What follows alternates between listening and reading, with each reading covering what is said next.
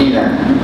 Kalau tadi permisalan yang disebutkan oleh Nabi puasa dan salat, Allah memberikan permisalan di dalam ibadah yang diterima, korban dan sedekah. 4 misal, 2 dari Allah, 2 daripada Nabi. Intinya semua ibadah yang dilakukan oleh seseorang itu mempunyai luaran dan mempunyai dalaman. Ibadah yang luaran itu adalah ibadah yang nampak, bukan menjadi penentu kepada seseorang kalau ibadah luarannya itu diterima oleh Allah Subhanahu wa Ta'ala. Terkadang ibadah luaran yang dilakukan itu adalah ibadah luaran yang memenuhi syarat. Tuntutan syaratnya dipenuhi, rukunnya dibuat, sunnahnya dibuat, syaratnya itu dibuat, tapi tak mempunyai hakikat ibadah yang sebenar, tapi hanya luarannya sahaja.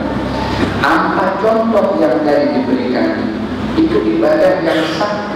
Seseorang yang berpuasa daripada terbit fajar sampai terbenam matahari, bila mana dipenuhi syarat dan rukunnya, ibadahnya sah. Seorang yang salat yang dipenuhi rukunnya yang 17 itu sampai salam, ibadahnya sah. Seseorang yang melakukan ibadah korban dipenuhi dengan syaratnya, usia kambingnya, tarikh disembelihnya, semuanya dipenuhi, sah. Tapi tidak semua ibadah yang sah itu adalah ibadah yang diterima. Tidak semua ibadah yang sah itu ibadah yang diterima. Tapi ibadah yang diterima pasti ibadah yang sah. Jadi tajuknya memang tepat sekali kalau dibahas tentang ibadah puasa yang diterima, tapi bukan ibadah puasa yang sah. Kita sebagai seorang yang beriman mesti lebih risau tentang sah atau tidaknya puasa berbandingkan kepada kuantiti ibadah yang kita buat. Orang yang beriman akan lebih risau tentang kualiti ibadah diterima atau tidak berbandingkan dia hanya fokus kepada banyaknya ibadah yang dia buat. Orang-orang beriman yang risau bukan pasal banyaknya, tapi kualitinya. Ada pesan dari Rasulullah SAW kepada Sayyidina Mu'ad mengatakan, akhlis niatan, ikhlaslah kamu di dalam niat saat kamu beramal, yakikal amalul qalil, cukup bagi kamu beramal walaupun sedikit. Akhlis niatan, ikhlaslah kamu di dalam niat, yakikal al-amalul qalil, cukup bagi kamu beramal walaupun sedikit.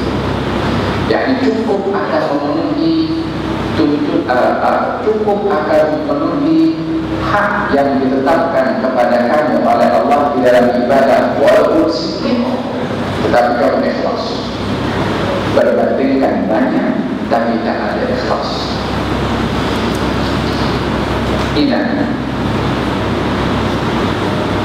daripada apa yang disampaikan tadi, kita akan sampai kepada satu nukutah bahwasanya setiap amal itu mempunyai luaran dan juga dalaman. Luaran yang nampak, dalaman itu yang rahasia antara dia dengan Allah Subhanahu wa Ta'ala.